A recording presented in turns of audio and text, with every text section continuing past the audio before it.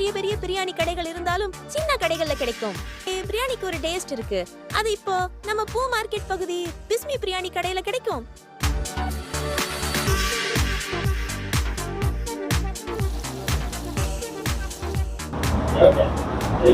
எல்லாத்துக்கும் வணக்கம். பிஸ்மி பிரியாணின்னு சொல்லி பூ மார்க்கெட் பகுதியில் ஓப்பன் பண்ணியிருக்கோம். சுவையாகவும் மக்களுக்கு தேவையான குவாலிட்டியோடு நாம் கொடுக்குறோம். நீங்கள் வந்து சாப்பிட்டு ஒரு தடவை வந்து நீங்கள் எல்லாம் சாப்பிட்டு பாருங்கள். உங்களுக்கு மன திருப்தி ஆச்சு அப்படின்னு சொன்னால் மட்டும் நீங்கள் காசு கொடுத்தா போதும். அந்த அளவுக்கு நம்ம குவாலிட்டியாக பண்ணுறோம். மக்களுக்கு தேவை. அதே மாதிரி ரொம்ப விலை ஜாஸ்தி இல்லாமல் எதுவும் இல்லாமல் ஒரு பிரியாணி வந்து 80 ரூபாய்க்கும் கொடுக்குறேன்.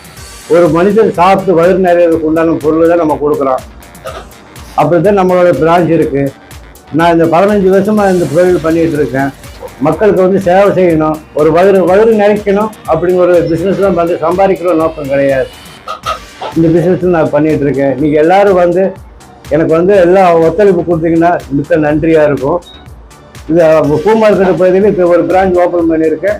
நீங்கள் எல்லோரும் வந்து எனக்கு வந்து எல்லாம் சந்தோஷமாக எனக்கு எல்லாம் வந்து பண்ணி கொடுக்கணும். நீங்களாம் பொதுமக்களாகிய நீங்களாம் வந்து எங்களுக்கு எல்லாம் வந்து பண்ணி கொடுக்கணும். நன்றி. இதுக்கு முன்னாடி பிரான்ச் வந்து சுந்தர வீதியில் ஒன்று இருக்குதுங்க. 15 வருஷமாக வச்சுருக்குறாங்க சுந்தர வீதியில்.